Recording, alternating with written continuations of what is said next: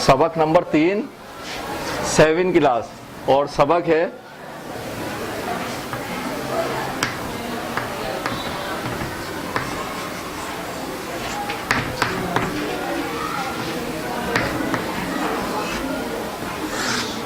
चित्तरंजन दास। आज़ादी से पहले मुसलमानों के साथ कुछ गैर मुस्लिम रहनुमा, उन्होंने भी नज़रिया पाकिस्तान को तस्लीम किया था और मुसलमानों का साथ दिया था। कुछ ऐसे रहनुमा थे जो हक को हक बोलते थे और गलत को गलत बोलते थे। उसमें मुस्लिम और गैर मुस्लिम की कोई कैद नहीं थी, वरना हमारे मुसलमानों में भी कुछ ऐसे लीडर्स थे जो हमारे अपने ही खिलाफ थे। चित्तरंजन दास उन्हीं रहनुमाओं में से एक हैं जो कि नज़रिया पाकिस्तान के हामी थे और उन्होंने मुसलमानों का साथ दिया था। उनके बारे में यहाँ सबक मौजूद है, इसमें ज़रा आप देखिएगा चित्तरंजन दास के बारे में मालूमात। चित्तरंजन दास 1870 में पैदा हुए और 1925 में इनका इंतकाल हुआ है। हिंदुस्तान की तहरीक आज़ादी के रहनुमा थे, लेकिन वो पाकिस्तान और बांग्लादेश के लिए भी एक कौमी हीरो की हैसियत रखते हैं, क्योंकि उन्होंने मुसलमानों की अलहदा कौमियत को तस्लीम करते हुए बर्रे सगीर के मुसलमानों के जायज़ हुकूक की ज़बरदस्त हिमायत की। मकासद देखिए, तहरीक पाकिस्तान के गैर मुस्लिम रहनुमा के अहम किरदार से वाकिफ़ हो सकें, सवाने निगारी और आम उर्दू नसर के फ़र्क को वाज़े कर सकें, दूसरे मज़ाहिब की आला अखलाक की हामिल शख्सियात के बारे में मालूमात हासिल कर सकें, 200 अल्फाज का एक मजमून तहरीर कर सकें, ये मशकी काम है, और उर्दू मुहावरे और ज़रबुल मिसल के फ़र्क को समझकर उनके इस्तेमाल को सीख सकें, ये भी हमारा मशकी काम है। ऊपर वाले जो 3 हैं, वो ऊपर वाली 3 खुसूसियात हमारे को सबक पढ़ते हुए सामने आएंगी। आप देखिए आपको पढ़ते हुए क्या काम करना है। सबक के हर हिस्से के लिए एक मुनासिब सुर्खी यानी कि उन्वान या सब हेडिंग सोचकर खाली जगहों में लिखनी है। आपके पास देखिए सबक के ऊपर एक लाइन दी हुई है ब्लू कलर की, वो खाली पड़ी हुई है, वहां पर लिखना है, ठीक है। इस सबक में से 5 ऐसे जुमले मुंतखब कीजिए जिनमें चित्तरंजन दास के बारे में कोई ऐसी बात बयान की गई हो जो आपको बहुत अच्छी लगे। पेंसिल अपने हाथ में रख लीजिए, चित्तरंजन दास की बहुत सारी बातें बताई जाएंगी, उसमें से जो बात आपको उनकी अच्छी लगे, उनकी कोई भी खुसूसियत जो आपको अच्छी लगे पढ़ने के दौरान, उसे अंडरलाइन कर देंगे, उसे बाद में डिस्कस करेंगे हम, ठीक है। बाकायदा सबक शुरू करते हैं। चित्तरंजन दास एक ऐसी तारीखी शख्सियत हैं जो ना सिर्फ हिंदुस्तान की तहरीक आज़ादी के रहनुमा थे, बल्कि वो पाकिस्तान और बांग्लादेश जैसी मुस्लिम रियासतों के लिए भी एक हीरो का दर्जा रखते हैं। वो उन गैर मुस्लिम रहनुमाओं में से थे जिन्होंने बड़े खुले दिल के साथ इस बात की तायीद की कि मुसलमान एक अलहदा कौम है। उन्होंने मुसलमानों के हुकूक की हिफाजत इस तरह की कि उनकी वफात पर मौलाना मोहम्मद अली जौहर ने लिखा कि कोई शरीफ मुसलमान दास का एहसान कभी नहीं भूलेगा। मोहम्मद अली जिन्ना ने, जिन्हें अब हम कायदे आज़म के नाम से जानते हैं, इस मौके पर कहा कि दास ना सिर्फ हिंदुओं के रहनुमा थे बल्कि मुसलमान भी उनसे मोहब्बत करते थे। एक ऐसा शख्स जो कि ना मुसलमान हो, ना हिंदू हो, ना सिख हो, ना ईसाई हो, बल्कि उस सबसे पहले एक मुखलिस इंसान हो, ऐसे शख्स से हर कोई मोहब्बत करता है। वो भी ये नहीं देखता कि ये सामने वाला जो लीडर हमारा खड़ा हुआ है ये हिंदू है, मुस्लिम है, ईसाई है। जिस तरीके से लीडर उनको मोहब्बत देता है वैसे ही उसको रिटर्न में भी मिल जाती है, लीडर हो या कोई भी शख्स हो। दास 5 नवंबर 1870 को कलकत्ता में पैदा हुए। ये यहाँ पर एक हिस्सा पूरा हो गया, एक पैराग्राफ, इसके लिए आपको सुर्खी सोच लेनी है, ठीक है। दूसरे वाले शुरू कर रहे हैं हम।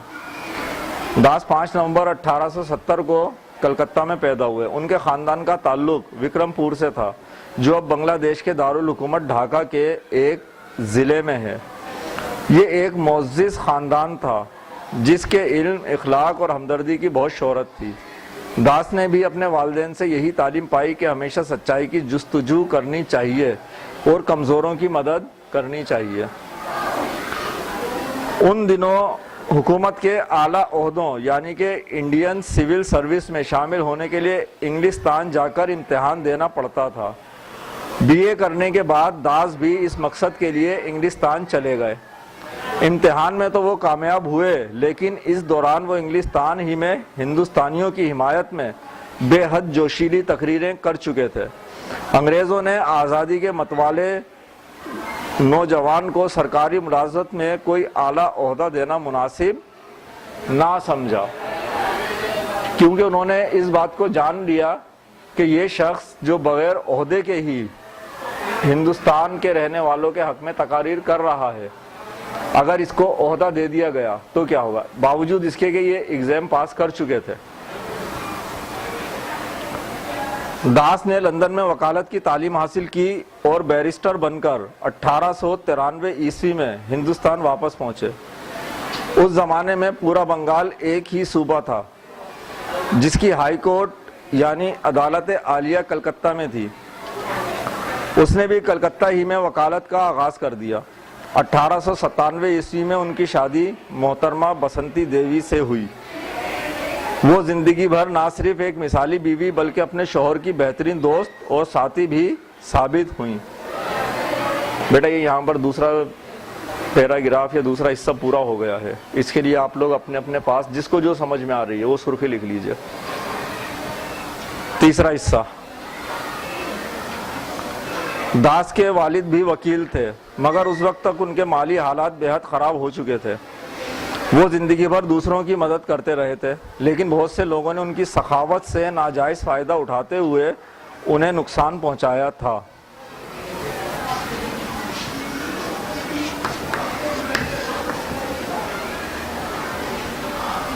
داس کے والد صاحب سخی یعنی کہ دوسروں کی مدد کیا کرتے تھے۔ لوگوں نے کیا کرا ہے، ان کی سخاوت سے ناجائز فائدہ اٹھایا ہے، یعنی کہ جو جائز تھے وہ لوگ بھی ان سے حاصل کرتے رہے اور جو حقدار نہیں تھے انہوں نے بھی اس سے فائدہ اٹھایا۔ نتیجہ یہ تھا کہ خود انہیں دوسروں سے قرض لینا پڑا تھا۔ اب ان پر کئی لوگوں کا اچھا خاصا قرضہ چڑھ چکا تھا جسے وہ ادا کرنے کے قابل نہیں تھے۔ داس اپنے والدین کے نہایت فرما بردار تھے۔ انہوں نے وکالت کے پیشے میں سخت محنت کی۔ ایک طویل عرصے تک وہ پیدل بھی عدالت جاتے رہے۔ اس دن رات کی محنت سے داس نے روپیہ جمع کر کے والد صاحب کے تمام قرضے ادا کر دیے۔ داس نے ایسے رہنماؤں کے مقدمے بھی لڑے جنہیں انگریزوں نے آزادی کی حمایت کرنے پر گرفتار کیا تھا۔ اس کے ساتھ ساتھ ان کی دیانت داری پر صرف اپنوں ہی کو نہیں بلکہ غیروں کو بھی اعتماد تھا۔ چنانچہ ایک موقع پر خود برطانوی حکومت نے داس کو بعض ہندوستانی تاجروں کے خلاف اپنا وکیل بنایا۔ داس نے اس شرط پر قبول کر لیا کہ وہ وطن کے مفاد کے خلاف کچھ نہیں کریں گے۔ جن تاجروں کے خلاف یہ مقدمہ تھا وہ داس کے پاس آئے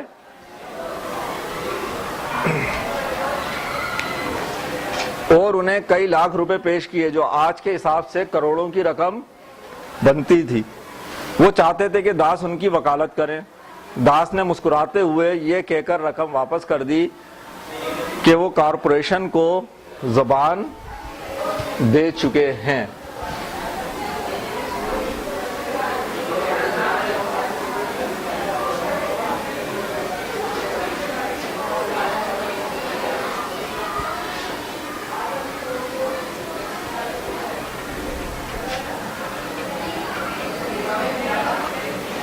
آپ کے جو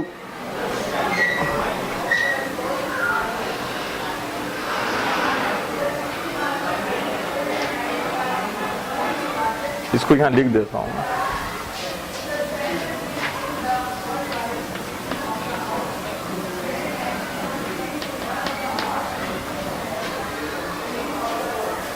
کارپوریشن آپ کی وہ جماعت جو یا کمیٹی جو قانوناً کسی کام کرنے کی مجاز ہو، جس کو قانونی اختیار حاصل ہو کہ وہ یہ کام کر سکتی ہے۔ دیانتداری، محنت اور حب الوطنی کی وجہ سے داس کی وکالت کی ایسی دھوم مچی کہ ایک وقت آیا جب وہ ہر ماہ 50,000 روپے کمانے لگے۔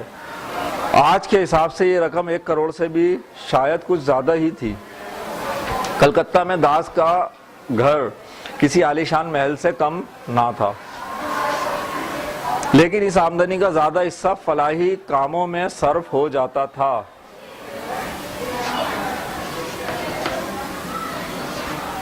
فلاحی کام یعنی کہ نیکی، دوسروں کی بھلائی، غریبوں کی مدد، اس میں صرف ہو جاتا تھا۔ جو تنظیمیں عوام کی بہتری کے لیے کام کر رہی تھیں، داس انہیں دل کھول کر چندہ دیتے تھے۔ اس کے علاوہ غریبوں اور مسکینوں کی مدد کرنا ان کا معمول تھا۔ غریب طلبہ جو فیس ادا نہیں کر سکتے تھے، داس خاموشی سے ان کی فیسیں بھی ادا کر دیتے تھے۔ یہ 3 حصے یہاں پورے ہو گئے۔ کیا کوئی بچہ مجھے پہلے، دوسرے، تیسرے کے لیے اس نے کوئی ٹاپک جو ڈھونڈا ہو کوئی شیئر کر سکتا ہے؟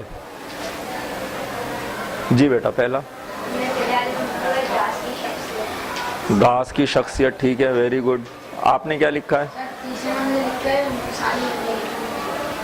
تیسرے میں آپ نے کیا لکھا ہے؟ مثالی زندگی، ٹھیک ہے جی بیٹا۔ دوسرے میں آپ نے کیا لکھا ہے؟ چترنجن داس کی تعلیمی مقصد، شاباش۔ یہ تینوں کے آپ نے الگ الگ بچوں نے بتائے ہیں مجھے۔ چوتھا ہم لوگ شروع کر رہے ہیں۔ وکالت کے علاوہ داس کو شاعری سے بھی خاصی دلچسپی تھی۔ بنگالی زبان میں ان کی شاعری کے 5 مجموعے شائع ہوئے، جن کے نام ملنچا، مالا، انتریامی، کشور کشوری اور ساگر سنگیت تھے۔ ان میں سے آخری مجموعے کے عنوان کا مطلب تھا سمندر کے گیت۔ یہ 49 نظموں کا مجموعہ تھا جو داس نے سمندر کی لہروں سے متاثر ہو کر لکھی تھیں۔ یہ مجموعہ 1913 عیسوی میں شائع ہوا اور داس نے انگریزی میں اس کا ترجمہ کروایا۔ چوتھا حصہ پورا ہو گیا۔ 5واں حصہ،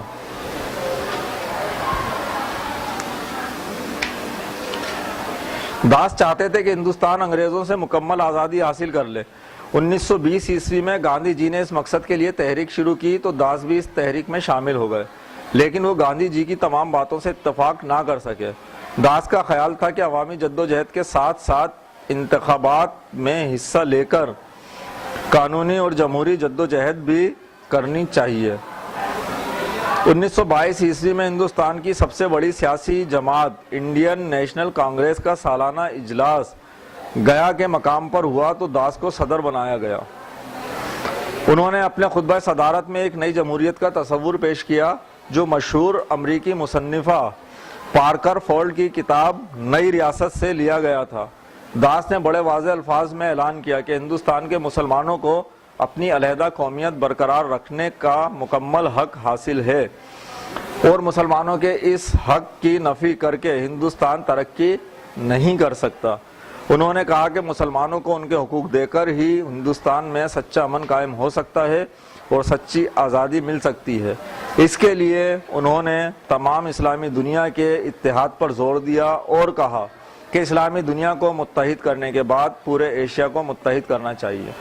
داس کا خواب یہ تھا کہ دنیا کی تمام قومیں اپنی اپنی جگہ خود کو مضبوط بنائیں مگر آپس میں مقابلہ کرنے کی بجائے ایک دوسرے کی مدد کر کے پوری انسانیت کو متحد کر دیں۔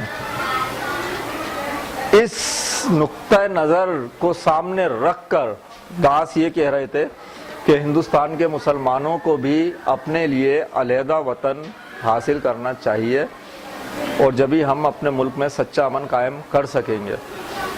وطن اس لیے الگ حاصل نہیں کرنا چاہیے کہ ٹوٹ پھوٹ کا شکار ہو، بلکہ اس لیے کہ سب جب ایک ہی نقطہ نظر کے ماننے والے اپنی جگہ متحد ہوں گے اور پھر یہ آپس میں مل کر ایک کمیونٹی بنائیں گے اور دنیا کے لیے کوئی کام کریں گے تو دنیا میں بھی امن و امان اور ترقی فروغ پائے گا۔ جب علامہ اقبال کی نظر سے داس کے یہ خیالات گزرے تو انہوں نے اپنے ایک خط میں کسی کو لکھا کہ داس نے اسی روحانی اصول کو سیاسی رنگ میں پیش کیا ہے جو خود علامہ اقبال نے اپنی فارسی کتاب اسرار و رموز میں پیش کیا۔ اسرار و رموز علامہ اقبال کی کتاب کا نام ہے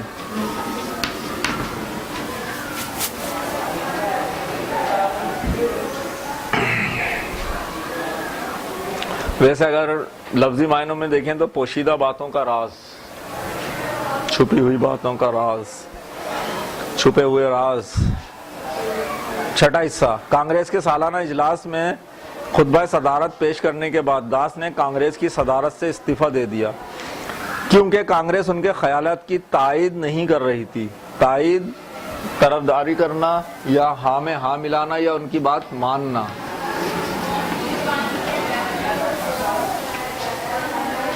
وہ کانگریس سے الگ تو نہیں ہوئے مگر اپنی علیحدہ سیاسی جماعت بنائی جس کا نام سوراج پارٹی تھا۔ اس جماعت نے 1923 کے انتخابات میں بنگال میں زبردست کامیابی حاصل کی۔ ہمارے قائد اعظم بھی جو اس وقت صرف محمد علی جناح تھے، ان انتخابات میں آزاد امیدوار کے طور پر کامیاب ہوئے تھے۔ انہوں نے آزاد امیدواروں کے ساتھ داس کا ساتھ دیا جس کی وجہ سے داس کی پوزیشن زیادہ مضبوط ہو گئی۔ اس کے بعد داس نے ایک ایسا انوکھا قدم اٹھایا جس نے سب کو حیران کر دیا۔ قدم کیا تھا؟ بنگال کے صوبے میں پہلے ہندوؤں کی اکثریت ہوا کرتی تھی، لیکن 1921 کی مردم شماری سے ظاہر ہوا تھا کہ اب یہاں مسلمانوں کی تعداد ہندوؤں سے زیادہ ہو چکی ہے۔ اس کے باوجود بنگال کے مسلمانوں کی حالت بہت خراب تھی۔ وہ تعلیم میں ہندوؤں سے پیچھے تھے، سرکاری ملازمتوں میں ان کی تعداد بہت کم تھی، غربت عام تھی۔ اس کے علاوہ ہندوؤں اور مسلمانوں کے درمیان فسادات بھی ہو جاتے تھے جن کی وجہ عام طور پر یہ ہوتی تھی کہ کبھی نماز کے وقت ہندو مساجد کے سامنے سے اپنا مذہبی جلوس نکال بیٹھتے تھے جس میں باجے بجائے جا رہے ہوتے تھے، اور کبھی عید الاضحیٰ کے موقع پر مسلمان گائے ذبح کرتے تھے تو ہندوؤں کے جذبات کو ٹھیس لگتی تھی جن کے نزدیک گائے مقدس تھی۔ داس نے ان تمام مسائل سے نمٹنے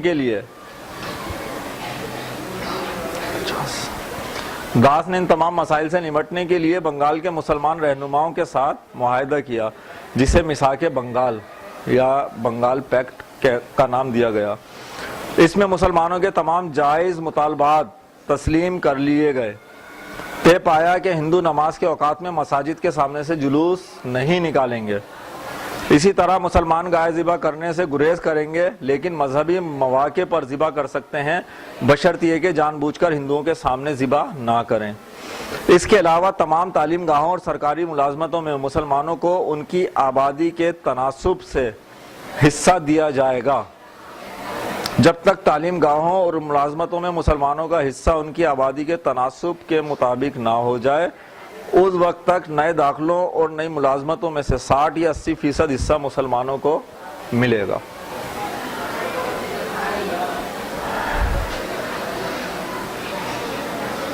تناسب کے حساب سے، تناسب کیا ہے؟ ریشو، انگلش میں ریشو، اردو میں تناسب۔ اگر پورے ہندوستان میں یا پورے بنگال میں 100 لوگ رہ رہے ہیں اور اس میں سے 75 مسلمان ہیں، 25 ہندو ہیں، تو اگر 4 نوکریاں آئی ہیں تو 3 کے اوپر مسلمانوں کا حق ہوگا کیونکہ 75% ان کا ہے، اور 1 کے اوپر ہندو کا حق ہوگا۔ یہ تناسب کہلاتا ہے۔ اگر دونوں آدھے آدھے ہیں، 100 ہندو 100 مسلمان، تو جتنی بھی نوکریاں آئیں گی وہ برابر سے تقسیم ہو جائیں گی، آدھا ان کا آدھا ان کا۔ جتنا بھی ریشو ہو، آبادی آپ نکالو، ہندو کتنے مسلمان کتنے، اس ریشو کے مطابق سب کو نوکری میں برابر کا حصہ ملے گا۔ انتہا پسند ہندوؤں کی طرف سے اس معاہدے کی زبردست مخالفت ہوئی۔ داس کے اپنے مذہب سے تعلق رکھنے والوں نے الزام لگایا کہ داس مسلمانوں کے ساتھ مل کر ہندوؤں کے خلاف ہو گئے ہیں۔ کانگریس نے بھی میثاق کے بنگال کی منظوری دینے سے انکار کر دیا۔ پھر بھی داس نے جون 1924 میں صوبائی کانگریس کا ایک خاص اجلاس بلوا کر میثاق منظور کروا لیا۔ یہ داس کا ایک بہت بڑا احسان تھا مسلمانوں کے اوپر۔ مسلمانوں کے حق میں یہ فیصلہ دلوانے کے لیے نہ صرف انہوں نے ہندوؤں سے مخالفت لی تھی بلکہ اپنے جو خاص ان کے قریب کے پارٹی کے لوگ تھے، بنگال کے لوگ تھے، ان کی بھی مخالفت ان کو مول لینی پڑی تھی۔ وہ بھی کیا بول رہے تھے کہ داس مسلمانوں کے ساتھ مل گئے ہیں اور اسی لیے ہندوؤں کی مخالفت میں ان کا ساتھ دے رہے ہیں۔ सातवां हिस्सा, मेरा ख्याल ये आखिरी हिस्सा भी है जी। मिसाक बंगाल की मंजूरी के चंद माह बाद ही दास बीमार पड़ गए। फिर इसी बीमारी में 16 जून 1925 ईस्वी को उनका इंतकाल हो गया। मुल्क भर में सोग मनाया गया। दास ने अपनी जिंदगी ही में अपनी महल नुमा कोठी कौम के नाम वक्फ कर दी थी ताकि उसे औरतों की बेहतरी के लिए इस्तेमाल किया जा सके। आज वहाँ कलकत्ते का एक बहुत बड़ा अस्पताल कायम है। मिसाक बंगाल पर अमल ना हो सका। दास की वफात के बाद ही कांग्रेस और हिंदुओं की मुखालफत की वजह से इसे ख़त्म कर दिया गया। अलबत्ता दास के जो शागिर्द हमेशा दास के ख्वाबों की तकमील में सरगर्म रहे, उनमें से दो बेहद मशहूर हैं। पहले एक सुभाष चंद्र बोस थे, जिन्होंने बाद में अंग्रेज़ों से आज़ादी हासिल करने के लिए आज़ाद हिंदू फौज बनाई। दूसरे हुसैन शहीद सोहरवर्दी थे, जिन्होंने आगे चलकर कायदे आज़म के साथ क़याम पाकिस्तान की जद्दोजहद में ज़बरदस्त हिस्सा लिया और बाद में पाकिस्तान के वज़ीर आज़म भी हुए। ये था सबक हमारे पास चित्तरंजन दास। अगर हम चित्तरंजन दास के पूरे किरदार और उनकी ज़िंदगी को एक नज़र में देखना चाहें तो देखिएगा, सबसे पहले क्या, चित्तरंजन दास एक गैर मुस्लिम रहनुमा थे जो कि पेशे के एतबार से वकील थे। हालांकि इन्होंने एक बड़ा इम्तिहान पास किया था और अफसर बनना था इनको, लेकिन बरतानवी हुकूमत ने इनको सियासी खतरात की वजह से कोई ओहदा नहीं दिया था। आपने वकालत इख्तियार कर ली थी। आप 5 नवंबर 1870 को पैदा हुए थे। ख़ानदानी ताल्लुक़ आपका विक्रमपुर से था। 1897 में आपकी शादी मोहतरमा बसंती देवी से हुई थी। पेशे के द्वार से, क्योंकि इनके वालिद वकील थे, इसी वजह से शायद चित्तरंजन दास ने भी वकालत इख्तियार कर ली थी। फलाही कामों में आप भी अपने वालिद की तरह दिल खोलकर चंदा देते थे। उस वक्त के तकरीबन लगभग 50,000 के करीब आप कमाते थे, जो आज भी आपके करोड़ के करीब बनते हैं, लेकिन आपका ज़्यादातर जो पैसा है वो चंदे में चला जाता था। इसके अलावा आप एक दयानतदार वकील थे, यहाँ तक कि हिंदुस्तान के ताजिरों के खिलाफ खुद बरतानवी कॉरपोरेशन ने दास को वकील लिया था, लेकिन आपने क्या बोला था, अगर मुल्की मफाद को नुकसान नहीं पहुंचेगा तो मैं ये केस लड़ूंगा। इसके अलावा शायरी से भी आपको दिलचस्पी थी। शायरी के 5 मजमूए दास के शाया हुए थे। मुसलमानों के लिए जो इनकी खिदमत थी, अलहदा वतन के ये हामी थे और इन्होंने मिसाक बंगाल को मंजूर कराया था, जो कि इंतहा पसंद हिंदुओं की वजह से बाद में उस पर अमल दरामद नहीं हो सका इनके इंतकाल के बाद। मौलाना मोहम्मद अली जौहर के बारे में अगर हम मुस्लिम रहनुमाओं के ख़यालात को जानें तो अल्लामा इकबाल ने ये कहा था कि दरअसल दास जो ख़याल पेश कर रहे हैं वही अल्लामा इकबाल का भी ख्याल है। एक ही ख्याल के 2 शख्स हैं। दूसरा, मौलाना मोहम्मद अली जौहर ने इनके बारे में बोला था कि कोई भी शरीफ मुसलमान दास का एहसान ज़िंदगी भर नहीं भूलेगा। ये था हमारा सबक चित्तरंजन दास।